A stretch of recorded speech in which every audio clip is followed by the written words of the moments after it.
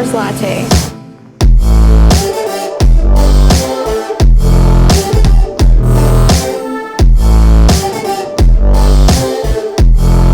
Alright, so first we're going to start out with some milk. Cold milk, and we're going to steam it to 140. Get a little foam on there.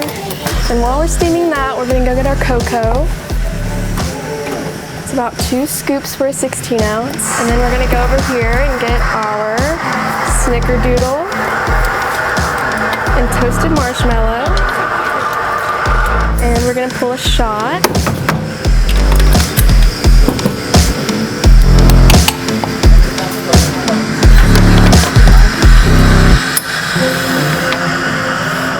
Alright, once that milk's at 140 and our shots are pulled, we're going to pour those right in.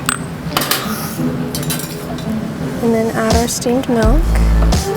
Alright, and then add some whipped cream.